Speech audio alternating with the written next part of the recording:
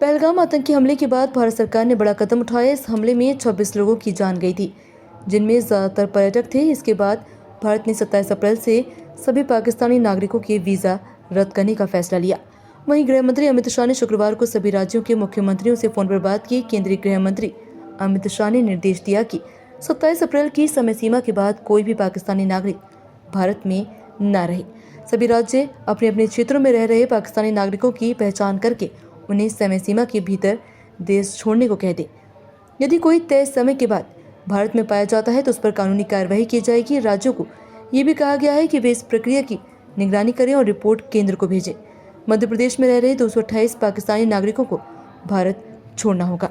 जो लोग tourism, medical और अन्य वीज़ा पर आए हैं, वही पुलिस कमिश्नर हरिनारायण चारी मिश्र का कहना है कि केंद्रीय गृह मंत्रालय ने वीज़ा को लेकर बड़े स्पष्ट निर्देश जारी किए हैं, जिसमें पासपोर्ट अधिनियम 1946/3 के अंतर्गत इसका स्पष्ट उल्लेख है कि डिप्लोमेटिक वीज़ा, ऑफिशियल वीज़ा और लॉन्ग टर्म वीज़ा, इनको छोड़कर जो अन्य वीज़ा हैं उनको तत्काल निरस्त कर दिया जाएगा और जो डेडलाइन दी गई है उसके बाद वो वीज़ा भी निरस्त किया जाएगा। केंद्रीय गृह मंत्रालय ने इस हेतु बड़े ही स्पष्ट निर्देश जारी किए हैं, जिसमें सिर्फ जो ऑफिशियल और डिप्लोमेटिक पासपोर्ट और इसके साथ साथ जो लॉन्ग टर्म वीज़ा है, इनके अलावा सभी व्यक्तियों के लिए एक समय सीमा तय की गई है कि 27 तारीख के बाद, यानी कि 27 अप्रैल के बाद उनके वीज़ा निरस्त माने जाएंगे और उनको यहाँ से बाहर करने की प्रक्रिया उसमें शुरू की जाएगी। स्वयं उनका उस निर्धारित अवधि के बाद उनकी वीज़ा को निरस्त माना जाएगा।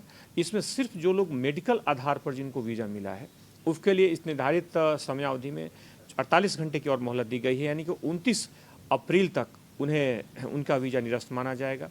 इसके साथ ही साथ इसमें आगे किसी भी तरह के अन्य वीज़ा भी जारी नहीं किए जाएंगे। इसको निर्देशित किया गया है सभी यहाँ पर भोपाल में सभी लोगों को कि कड़ाई से इसका पालन सुनिश्चित करें और निर्देशों के लिए इसकी पालन करने की जो प्रक्रिया है आरंभ कर दी गई है।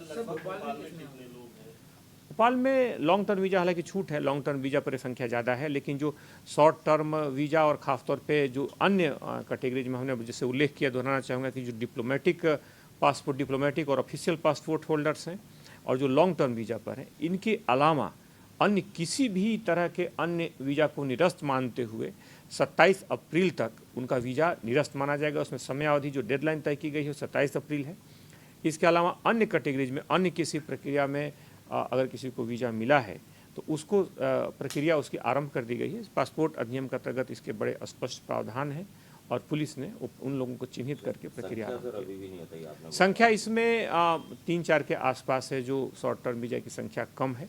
बहरहाल इसमें कुछ ऐसी भी प्रक्रिया होती है कि बहुत सारे ऐसे भी उसमें लोग हो सकते हैं एक उम्र के बाद, जिसमें 80 साल के या कुछ ज़्यादा उम्र के लोगों के लिए कई बार रिपोर्टिंग नहीं रहती है, तो उस प्रक्रिया को, उस जानकारी को भी अपडेट किया जा रहा है, उस पूरे रिकॉर्ड्स को खंगाला जा रहा है, पासपोर्ट के आधार पर जानकारी निकाली जा रही है और इसमें जो भी आएंगे, जो हमारे पास जानकारी है उसमें अभी संख्या जो है उनको निर्देशित किया गया है, उनके लिए निर्धारित प्रक्रिया प्रारंभ कर दी गई है, लेकिन बाकी भी रिकॉर्ड्स को अभी अपडेट किया जा रहा है। सर, लॉन्ग टर्म वाले कितने और उनके लिए? लॉन्ग टर्म के लिए हम जानते हैं कि लॉन्ग टर्म की संख्या ज़्यादा है, 250 से ज़्यादा ऐसी संख्या है, लेकिन उसके लिए एक निर्धारित प्रक्रिया है और इस आदेश में लॉन्ग टर्म वीज़ा को अभी तत्कालिक स्तर पर अभी छूट दी गई है।